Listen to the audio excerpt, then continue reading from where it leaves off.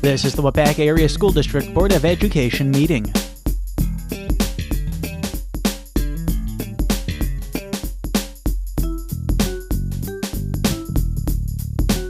Okay, I'm not getting logged in here the way I want to, but we will get started since it is 5:16. My apologies for running this or starting this a bit late. We'll start with President comments and pledge as we normally do. As always, I appreciate everybody making time to join us this evening. I will add some emphasis to an item that is actually on the future meetings. Different format here. Future meetings, and that is the Finance Committee meeting on August 30th. August 30th. As everyone is aware, that is open to all to participate. There have been some discussions and comments around the community that would suggest that perhaps there have been decisions made at this point about Fund 80, and I have assured individuals that have come to me no such decision has been made. The initial discussions for that will indeed be at that Finance Committee meeting. If there's a recommendation coming out of that committee, it will go to the full board at their next meeting. With that, I don't know if there really needs to be anything else included in that. There were comments that the individuals from the township and the city wish that they had some representation and input, and those will be their opportunity to do so, and I've made that known to the individual that called the meeting of various townships. So with that, I will ask Mike to please lead us in the pledge. Allegiance to the flag of the United States of America and to the republic for which it stands, one nation, under God, indivisible, with liberty and justice for all. We'll call this meeting to order. Roll call. Let the record reflect that all members of the board are present. With that, I will ask for approval of the agenda or a motion. So moved. Second. Motion and second. Any discussion? All in favor? Aye. Aye. Opposed? Abstentions? There being none, we'll move on to public comment. Is there anyone that would wish to make comment to the board at this time? There being none, we'll move on to approval of the minutes. We'll start with the July 9th, 2019 regular board minutes. Is there a motion? So moved. Motion to approve, is there a second? Second. Motion and second. Any discussions, corrections, clarifications? There being none, all in favor? Aye. Opposed? Abstentions? Thank you very much. Communications and district administrators report. Well, it's been a whirlwind, and I wasn't certain how detailed my report should be. So I'm just going to kind of hit some highlights here. At this point, I've had 39 one-on-one meetings with various individuals from staff, the board, community. There'll be obviously more to come. Following the 100-day transition plan that you folks reviewed and provided some feedback on.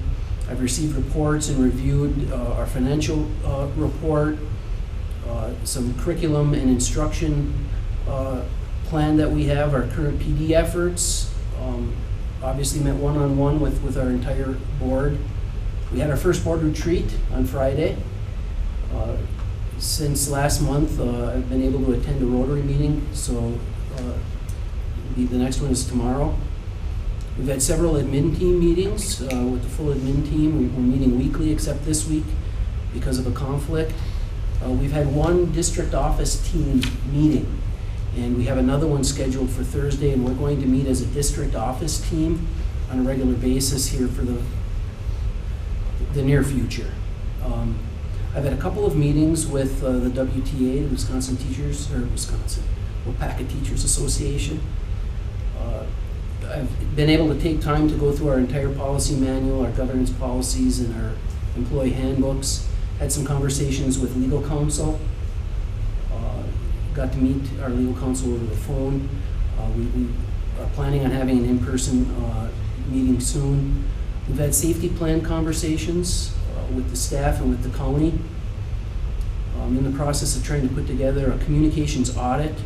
I'm seeing some trends with the interviews that I'm having and the feedback that I'm getting, that communication is an issue that as a district needs some attention. And I'm also in the process of creating what I had mentioned before of a kitchen cabinet or a cabinet of community people that would be a resource. At our last retreat, I wasn't able to put together a schedule. We ran out of time, and I'm wondering, is it possible? Do you guys know your schedule that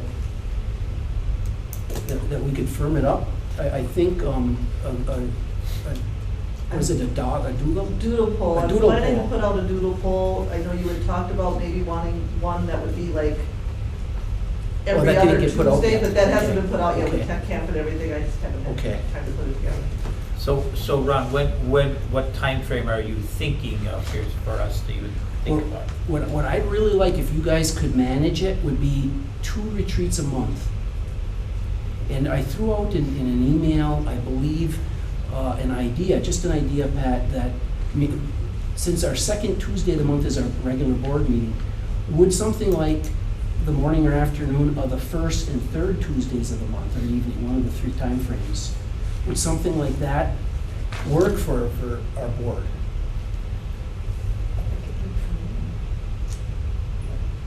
And limit it to an hour and a half each time.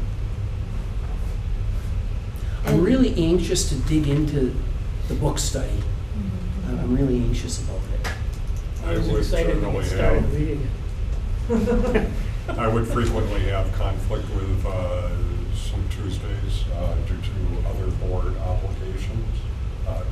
obligations for other boards. But we could certainly look at some other times or evenings. Normally I'm back in town by evening. I would prefer an evening, I think. Yeah, and as Steve said, he's City on city council council, first and they're third. twice a month on Tuesdays. Okay. So that would be pretty difficult in the evening. So would a different day, like a Thursday? Yeah. Depends.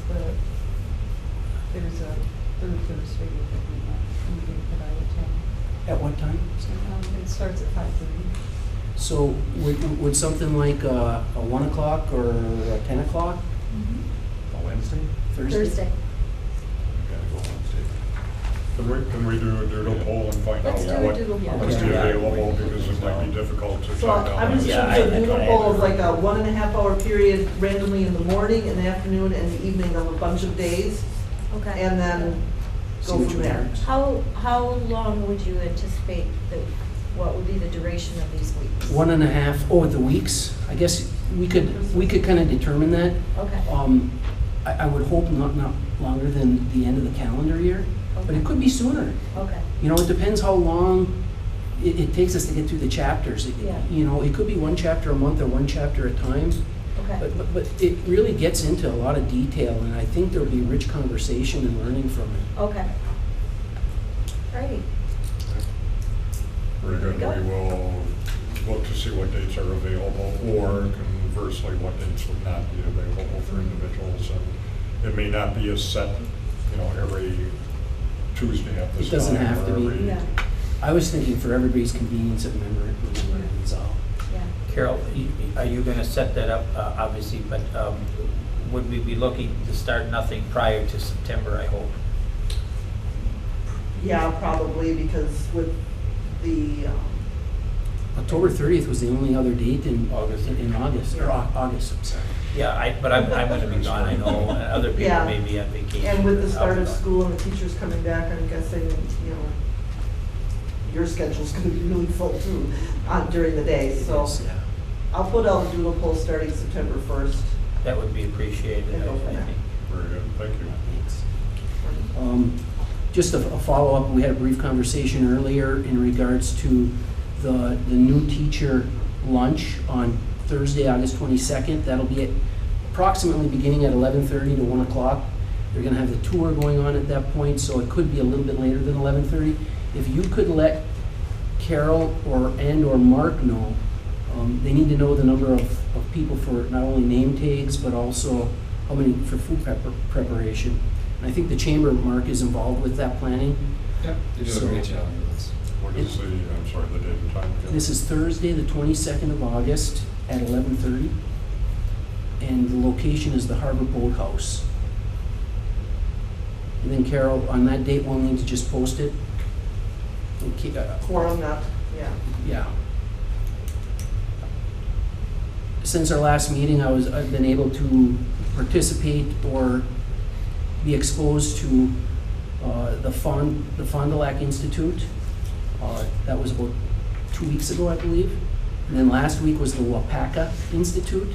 Very impressed. Terrific feedback from our teachers. Very powerful week of learning for our staff. And now this week, Steve has put together the tech camp. That's today and tomorrow. And we're hearing a lot of positive feedback in regards to that as well. Do you want to clarify if there's positive feedback on tech, that it's Steve, not Steve? It's both, it's all three Steves. Really? Next week, as you're aware, our new teachers are coming back for a 3-day orientation process. And in regards to the hiring that our staff has been very busy doing, we're finishing up with this high school German position. We anticipate the same person is going to be able to come back for that. There's about 1 or 2 support staff hirings that we'll be finalizing hopefully here soon. And Carl is working on the position description for our B&G guy, Building and Grounds Director. We hope to get that posted here soon as well. That'll be a big hire for us. As one last thing, August 27th, Tuesday, August 27th at 7:30 is our new teacher breakfast.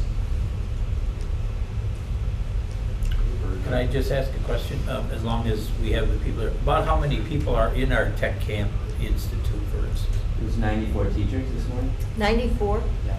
And how about the other institute that we had a week ago? We had 39 here and an additional 13 to do an online. And some teachers, of course, took multiple classes. In going to the first institute, Fond du Lac, we had 45? 45 in total, so 30 some teachers. Wow. Very good. Thank you. Moving on, incentive and advanced manufacturing technology, technical education and equipment grant. Ron, are you going to cover that? Mike, Mike? are you able to cover that? Sure. Brian, our new tech ed teacher in the middles, came in, and part of his observation is that some of our machines are outdated, and he wanted to bring in some more digital readout for our milling machine and a lathe. And the state grant, part of it is a matching grant, and they applied for it. They were very detailed in what they were asking them to do. More importantly, what the outcome of having this additional equipment will do for our students and allow them to be advanced certified through some of the classes at the tech. We applied for it, we got it, and we're still receiving checks from, so we got the state grant, the matching stuff is coming in, we're still getting checks from our community, which to me personally is very impressive on how quickly we're able to get $25,000 from the community. Looks like 35 now. Yeah. So, Brian and I also had a conversation earlier this week.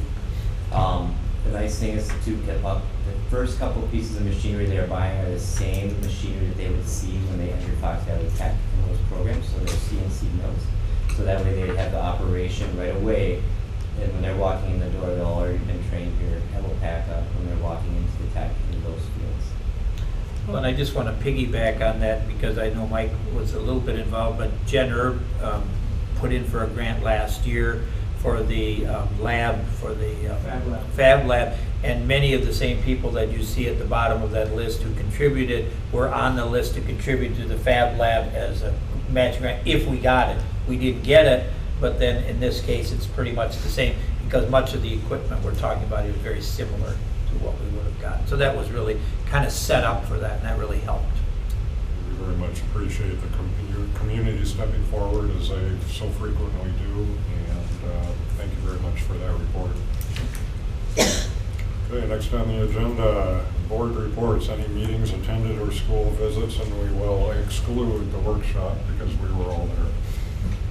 Does anybody have anything? I attended the Wisconsin Resource for Charter Schools two-day conference, annual conference, which is offered free of charge, 2 very full days of workshops related to being a charter school authorizer, as we are, or charter school leader. Rhonda Hare, who also attended, the governance council. Megan Sanders attended. Mary Kay Risto, was the teacher, was there for a day. The DPI actually requires representatives from the authorizer, at least one representative to attend as part of the federal grant, sub-grant that we've received. And I can't tell you or stress how wonderful that conference was and how much my head is still spinning with all the new information that I have that will help us take another look at our contract to make sure we have everything covered that we should. Megan and I attended workshops together on that, but it's going to be kind of hard to rein all that in and help set with you all priorities for what we're going to do in the next year in this regard.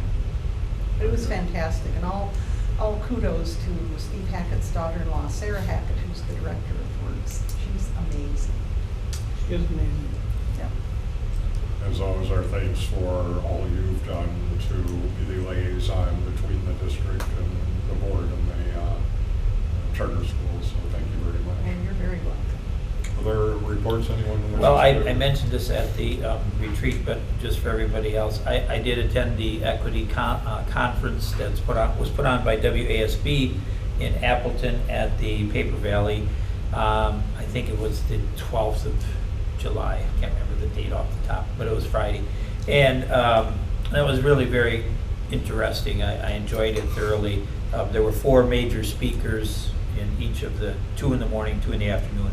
And probably the most impressive was a man by the name of Percy Brown from Madison area, who gave the keynote speech.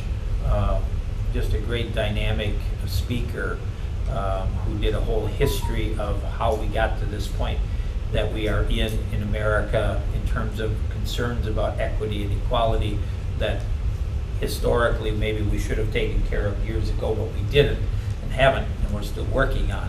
And he did a really good job of bringing everybody to the present of 2019 and why it's still so important. And then the other speakers, one was by Skype. She was from New York and had trouble with a plane connection or whatever, but she did talk to us. The others talked a lot about the concept of equity, not only socially, but also financially and academically. One of the main things that all of them kept saying is that we should, as educators and boards who oversee education in general, is to try and look at our jobs without biases, how difficult that truly is. But they reminded us over and over again that biases that we have built in tend to sort of that same idea, if you have low expectations, you'll have low grades, kind of thing, that you can't expect people or have preconceived ideas about people, oftentimes, which are misleading and are detrimental. So over and over again, and they showed a lot of statistics to back all of that up. So it was very interesting. I learned a number of things that I had thought about a lot of things, and I brought some of those ideas and I've shared it with some of the board already at the retreat we had the other day. But I would encourage all of us to keep that idea, whether we're talking about financial concerns, social concerns, classes, academic concerns, that we remember that old cliche, that equality is you get everybody the pair of shoes, but equity is that they fit, that the shoes fit the person, which is now kind of a cliche, but it really makes a lot of sense when we are talking about certain things in our district. So it was worth going. I enjoyed it very much. Thank you. Yeah. Any other reports?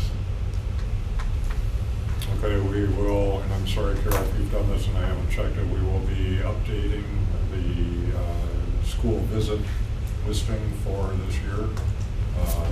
So make sure that you keep your eyes on that listing. It's online, and be aware of where we're hoping that you'll be able to be at a given month to do basically an observation. And as always, please give the building managers, the principals, heads up that you're coming.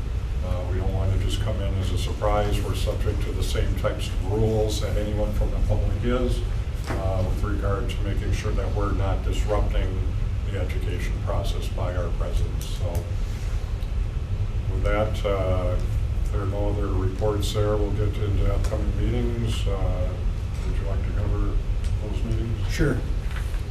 On the 27th, I mentioned this earlier, that's our staff breakfast. That'll be a posted meeting. Hopefully everybody's able to make it if you're able to. Is our full board able to?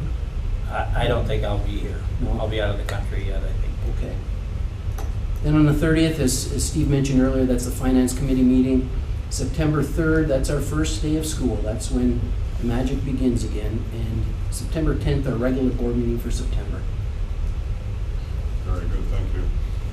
With that, we'll move on to Policy Committee. Mr. Fair. Okay, the Policy Committee, as you can see, quite a long list of policies. Last month, we had about the same number. We had to split the number of policies up because it was quite lengthy. So we had our meeting and went through all of the policies that you have listed there. There's one coming later in our agenda, but these, there are 10 of them, dealing with board functions, board self-evaluation, board member authority, agenda preparation, appointment of the district administrator, administrator salary and comp, administrator contracts, school days, student use of electronic rules, which a letter Mike just sent out kind of covers, professional development opportunities, and our fund balance. So as a committee, we went through all of them and made notes and had a lot of discussion, hours of discussion. And we have made changes, and I assume, Carol, there were several of those that we had tweaked a little. Those have all been tweaked? Yes. Because there were some words here, and Yes. misspelling there and that kind of thing. Yes. Okay. So as a committee, the committee would recommend that as a full board, we would adopt 1 through 10 here on this list. Okay, being a committee recommendation, it does not need a second. However, I will ask if the board wishes to take these as a group or individually. I think as a group. Okay. Is that being the case, unless there's objection? I will say, just for the audience sake, most everybody was at the committee meeting for going over these. That's why, as a group, we've all had a chance to talk about it. So that's a good idea. Is there objection to taking them as a grouping, all policies that have been recommended by the committee? Okay. With that, Just a quick question, Steve. There was a reference in policy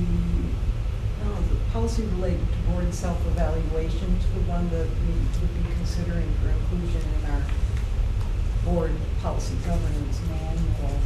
And just don't want to lose sight of I'm sure we can't add that to the finance committee agenda, but I think I'll be anxious to look at that. Sometimes. Okay. okay. So a motion by committee, no second needed.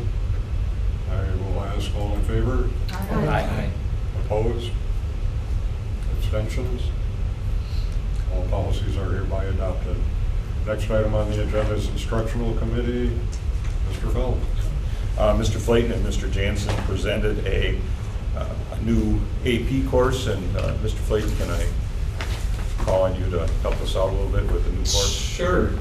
Just the way of the world and making a better opportunity for our students, we're removing AP World History and replacing it with AP European History.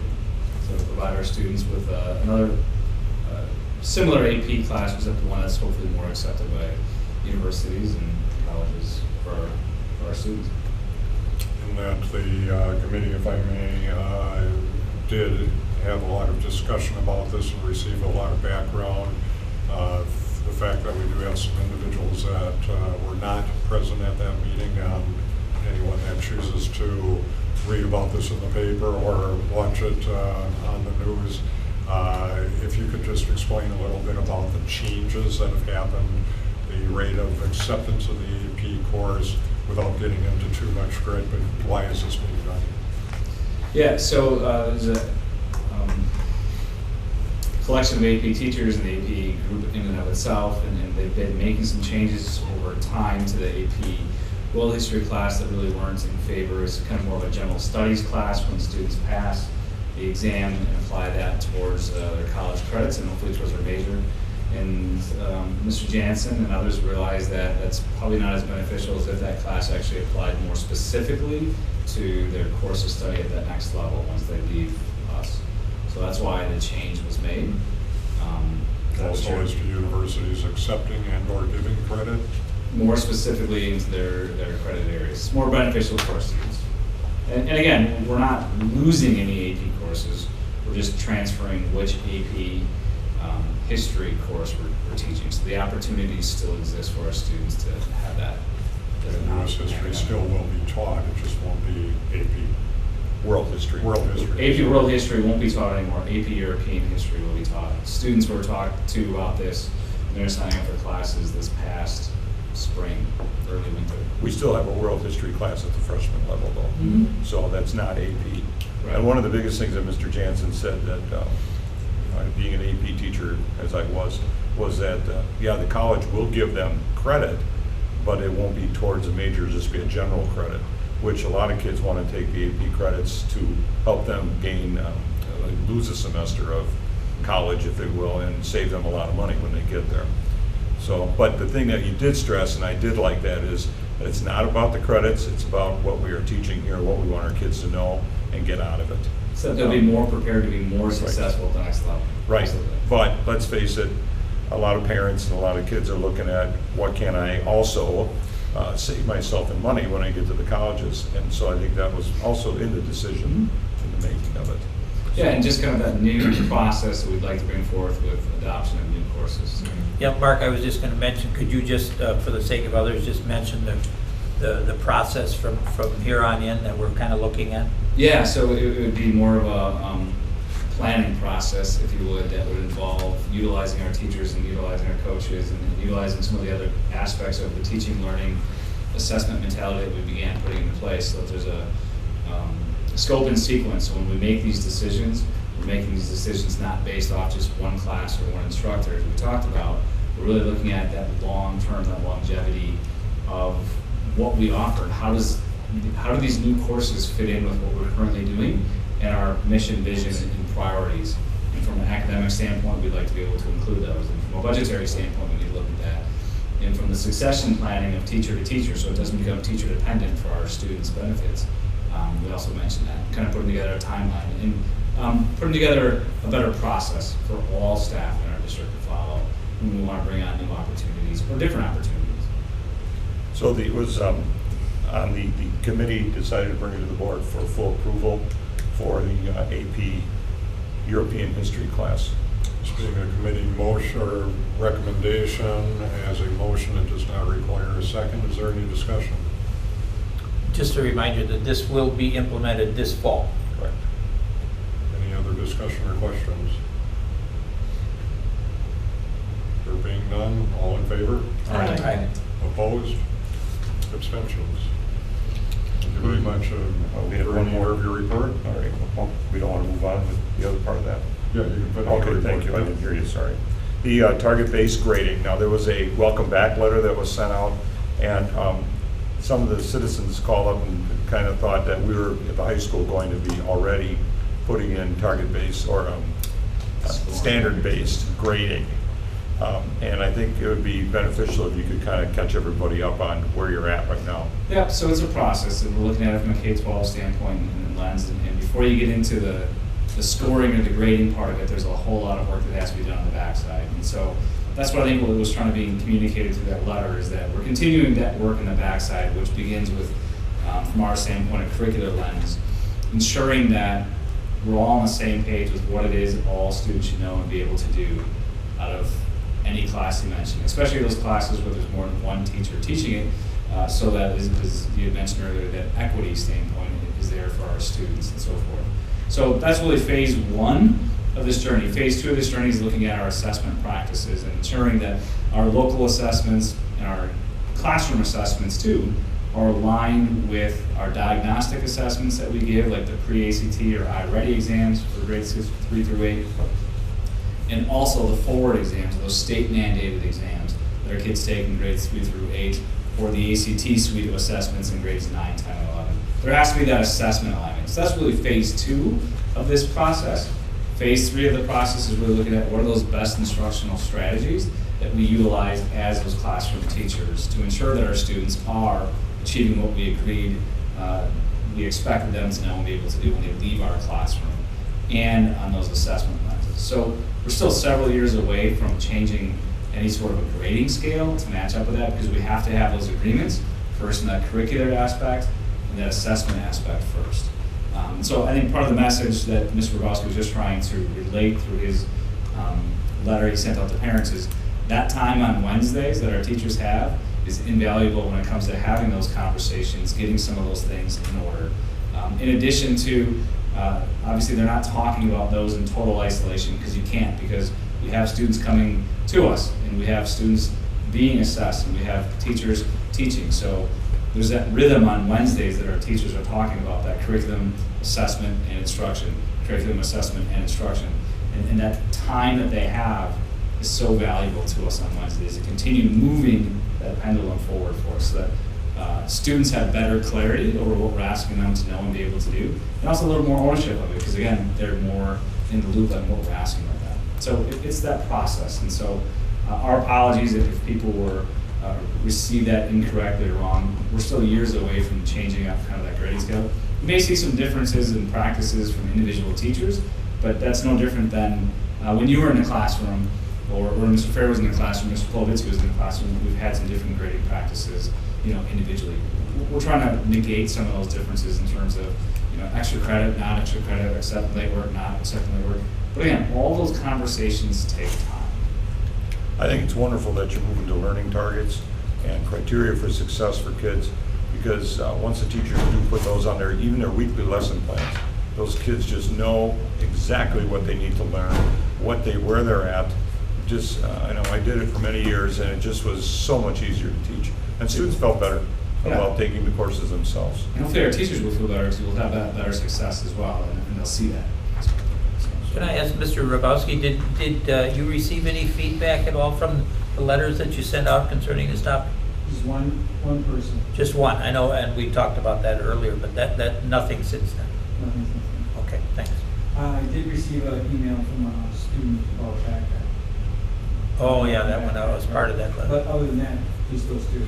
Okay, thanks. Thank you. Okay. I think that was it then. Thank you very much. I appreciate your report. With that, we'll move on to the Personnel Committee, Ms. Mannion. The Personnel Committee met yesterday afternoon, and actually the full board was present. And there were 2 items on our agenda. The first was discussion on a district office support staff position. And the discussion pursued in the past, when the district offices were over on School Street, we did have a receptionist back then, but when that person left, that position was never filled again. It was never replaced. And then with the move here, we found that there's much more activity in this office than there was when we were on School Street. There's more people coming in because the office is more accessible. And it's presented a problem because our accounts payable, Linda, is in the front office here, and it's very difficult for her to do her job with accounts payable and also be a receptionist and meet the demands of the public and teachers and students that are coming in. So with that, the motion was put forward that we would hire a support staff office position that would be a Class 2 secretary, 220 days a year, which would just be the school day year for the district office. So the board agreed that that would be good, and later in our agenda, we'll be discussing other issues that will show that this is not going to add any more money to our budget, because we're going to be freeing up monies in other areas. So anyway, that was our motion, first motion. Should we bring that forward and vote on that now? Okay. Being a committee recommendation, it does not require a second. Is there any discussion? Just a question, when would, assuming we would move forward in this, would we try to fill this by the beginning of the school year? Yeah, as soon as we could, we'll have to post it and go through the process and see what we have for applications. Okay.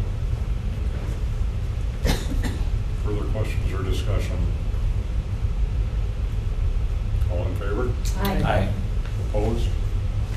Abstentions? Thank you. The second item that was on our agenda was new teacher training. In an effort to acclimate our new teachers to our school district, and equally as important, our community at large, for the past couple of years, we've extended our teacher in-servicing that has gone from 1 day to 2 days to 3 days. And this year, we actually will have 3 days that we're requiring our 21 new teachers to attend, plus a half day that they attended for HR issues like insurance and payroll and, you know, all the formal paperwork that they had to fill out. The other 3 days, 2 of the days are actually what I would call in-service days, where they're meeting with mentors, they're learning our computer system, how to do grading, how to incorporate their classroom work into our school district activity. The third day is what we talked about earlier, which would be a community day, where they get a tour of all the schools, they have lunch, and they actually meet with community partners, which I think is so awesome. Did you start that? No, I didn't. It was Mr. Smith working with Miss Taylor Stoltz down at the chamber. Okay. I don't know how, and maybe Miss Marcon. Okay. Yeah, that our previous administrator, Mr. Nean, had talked to me one time about what we did previously, and we didn't do too much, quite frankly, as a district. I mean, people came in and met in the PAC and did all of that, but he wondered if there wouldn't be a way that, you know, could be a little bit more community friendly, and then he started talking. I think that's where it generated. Sure, and maybe making those connections, and then we had conversations sparking off there. But I mean, our Chamber of Commerce is awesome in working with us and our local businesses to, you know, they're going to sponsor those 21 new teachers for lunch, and then we have a scavenger hunt through downtown with our new teachers to kind of wrap up that day. That a lot of those businesses enjoy them coming in, and talk about getting our new to Waupaca teachers feeling good and acclimated about our community. Feet on the ground, you know. And to see the connection that our district has with our community. Yeah.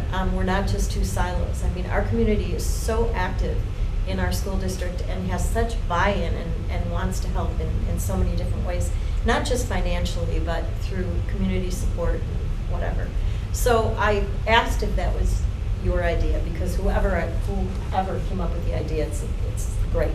I think this is our fourth year. Okay. Fourth year with that. It's great, concept. and as a board now, we're invited to go to the lunch and meet them, which helps with our school visits, because, you know, last year when we were visiting schools, our classrooms, there were so many new teachers that we never knew. So it'll be nice to have a name with a face and whatever. Right. So anyway, whomever orchestrated it and whoever does that, thank you. But in our discussion, we realized that we do ask a lot of these new teachers coming on board. And so we thought it would be fair to compensate them for their in-service days where they're actually in the schools working with mentors and learning our computers and, you know, all the ins and outs of Waupaca School District. Specifically, these are days that are not paid in the contract right. period. So these are in addition to our contract, but that we are requiring them to attend, and we thought they should be stipend for those 2 days. So the board is bringing forth a recommendation that we not exceed $200, but it would be $100 stipend for those 2 days. $100 per day for those 2 days, not to exceed $200. And this Was it worded, if I'm remembering? Worded differently. If I'm remembering right, Betty, I think it was worded a total of $200 for the entire, excuse me, orientation onboarding process. Correct. And it also would be revisited next year depending on how many days that we have. Okay, this was for this year. Sounds good. So that's the recommendation.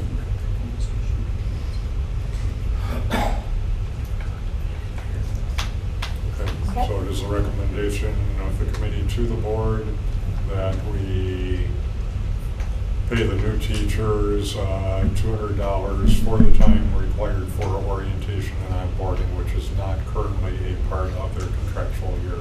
Right. Steve, I'm going to abstain from this vote because my son is one of those new teachers. Okay, thank you. Any other requirements or recusals? Okay, being a committee, there's no recommendation, no second necessary. Any discussion or comments?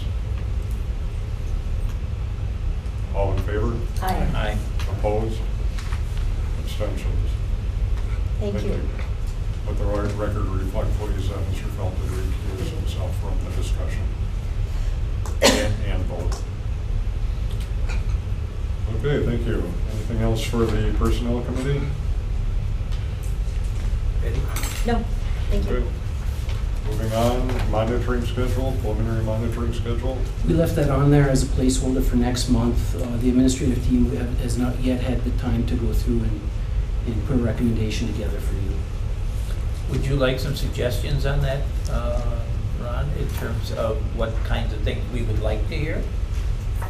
Yes, I would encourage anybody that has any specific items they want considered for the monitoring schedule to do so in writing via email to Mr. Sardi. Yeah.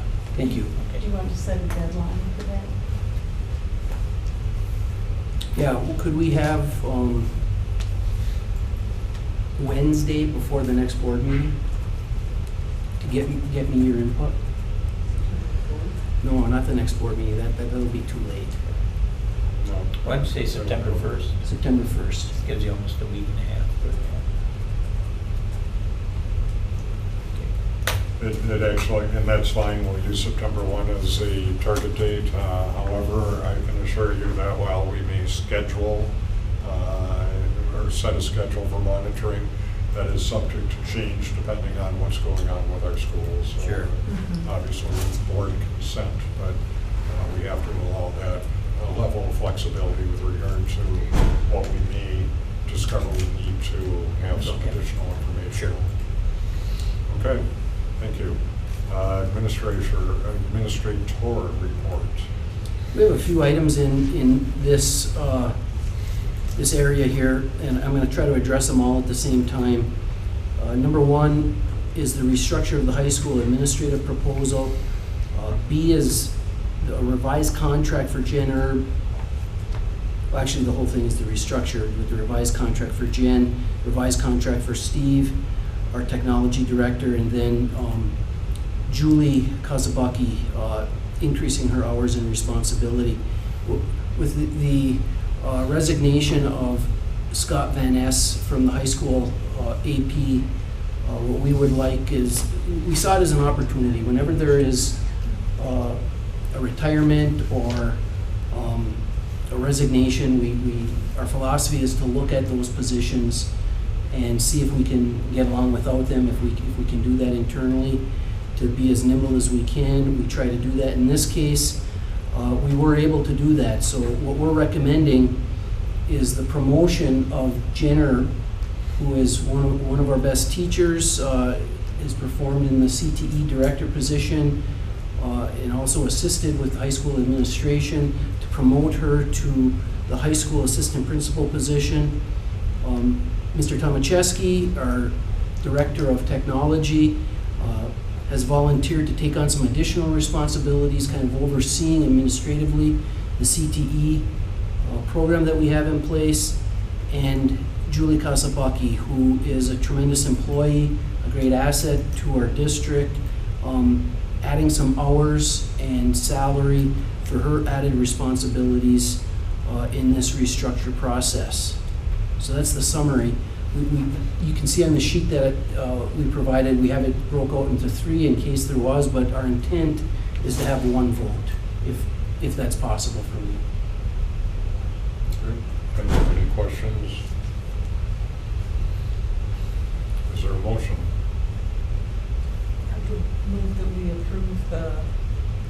school administrative change proposal as presented. I'll second that. And I just a question, is there going to be any change for anybody in terms of housing? I mean, where they are presently, everybody going to stay in the same spots? Well, Mike is making some changes. He's moving some people around in his office, and a lot of it has to do with the athletic director and his assistant, with the attendance secretary. He's making some internal adjustments that he's spoke to the administrative team about, and makes a lot of sense. There's a motion and a second. Are there questions or comments? Who's the second? I did. You did? Any comments? And comment right away. I didn't give up my second without a comment. Good for you, Pat. All right, we have a motion and a second. All in favor? Aye. Opposed? Abstentions? Thank you. That moves us on to policy 656R1, student fees. Well, this policy, and I'll speak to this because we had it on the policy originally as part of the long list of the 10 there, but it was broken out here because it had to do with student fees. And at the time that we were going over this, we weren't quite sure what that dollar amount is. So I'm going to ask Carol if she will just fill that in for us now. What are our fees? I'm sorry. At the committee meeting, there was talk to put in the technology fee. When we brought that back to the administrative team, there was a great deal of discussion about it, and they ended up determining that rather than, because at the lower levels, technology isn't as great, so they put a sliding scale, or lack of a better way of putting it, instead of a flat fee K-12, it's a different fee for the lower grades, the middle grades, the higher grades, rather than a flat fee across the board. That was the major one in what the administration changed from what the committee saw. Okay. So you can see, excuse me, you can see on the screen there the dollar amounts for each of the different categories. When we were going through this at the policy time period, there were a few of those that we weren't quite sure what they were going to be. That's why we had to pull it out and do it separately. But as a recommendation from the policy committee, we would recommend that that we adopt 656R1 with the dollar amounts that you see on the screen. And I'll make that in the form of a recommendation if I need to separately, but the committee actually had already decided to make that as a recommendation. We just didn't have the dollars that were in there. Okay, since we did not have the dollars, I will look for a motion. Okay, so I'll make that in the form of a motion. Okay, there's a motion to adopt this policy as presented. Each of you can either reflect on the fees that are on the screen, or if you have it on. Is there going to be an agenda anymore for the kids at the high school? I thought that was going to Is go there a away. second? So I see replacement agenda, so that shouldn't be on there anymore, right? Replacement agenda. On their other fees, replacement agenda. I For did $5. parking pass, locks, etc. Yeah. The first one under other fees. Mm-hmm. There are agendas at the other grade levels. Oh, there are, okay. Share with me, if you could, the thought of loss or damage Chromebook versus intentional damage to Chromebook, non-waivable. So what we've done is with the technology fees, we purchase insurance. And so this insurance before we had been self-insured basically, but our percentage of students and families that were paying that was so low, it was between 6 to 10%. And so we weren't being able to cover when students would accidental damage to their screens, something of that nature. So that's why we put the technology fee in place, because we are a Chromebook 1-to-1 District 312. So how to ensure our product to make sure that works. So that's taking care of all incidental. So incidental, a student puts their earbuds in their Chromebook, they shut the case by accident, screen breaks. Those are incidental. Now non-incidental would be student takes a Chromebook from the library, goes to the bathroom, smashes it on the floor. They have it in their trunk of their car, they leave it there for an extended period of time. It gets cold, it gets gas dumped on it, the battery no longer works, they lost the case, lost the charger. Those would be neglect. things that we call intentional, and that would be up to the APs and the principals at those buildings to determine if that was intentional or if it was not intentional. And neglect is part of intentional? Neglect would be part of that also. Thank you for that clarification. What is the history, however? Do most of the kids realize that it's a valuable piece of equipment and they care for it? Last year, we bought the insurance as a district, and we covered that cost. And there wasn't one time something we sent in to the company that they said, no way. And they covered everything. There were very few incidents. There was maybe 2 at the middle school that I can think of off the top of my head where they were intentional and they were taken care of. And what we did do is, it says loss or damage. We don't make the student pay the $250 right away before we help them get another device. Mhm. If they break it, it's neglect, it's loss, something of that nature. We set up a payment schedule so they have the time that they graduate before that fee would actually be due. So if they're only paying $10 a week or something of that nature, we give them that time. So it's going to look different on the fees at the end of the school year, and as far as maybe not getting their yearbook, this fee looks different as far as what that'll look like. But most of our kids, if you look at our devices, they're in great shape for being 3-4 years old, and some of our older devices we were able to sell last year for a couple $1,000s to help recoup some of our costs that were 6-7 years old.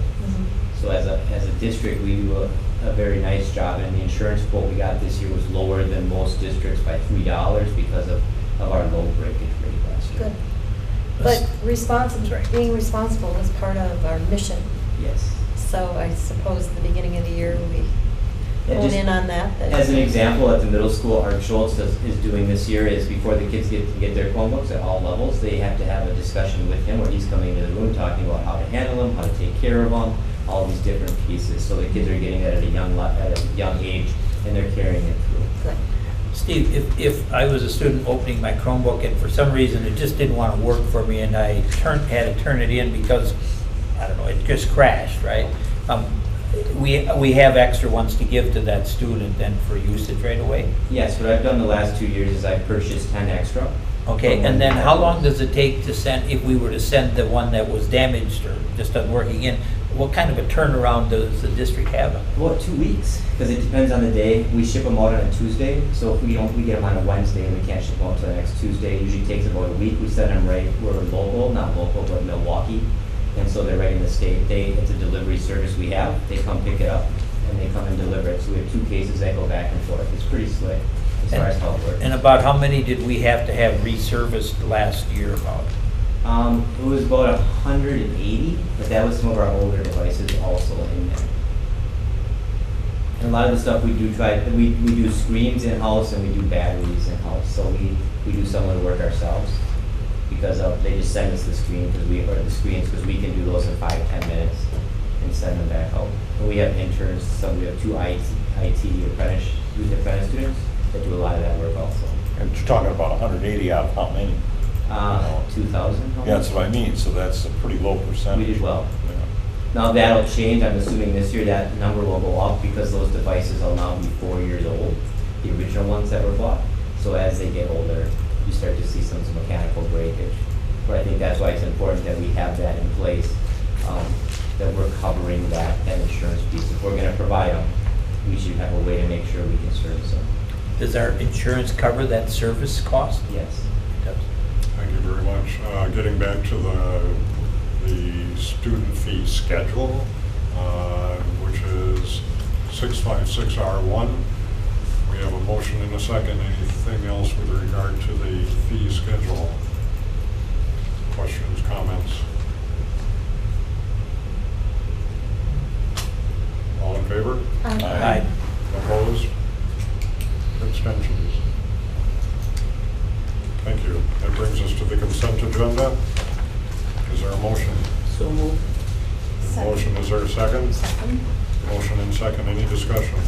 I just want to mention that Carl will be sending the financial reports, the operating statement of the balance sheets related to June of our past fiscal year and then July, which the financials, accounts payable and cash receipts are reflected in what we received already, that everyone on the board will have that by the next Friday, the 23rd.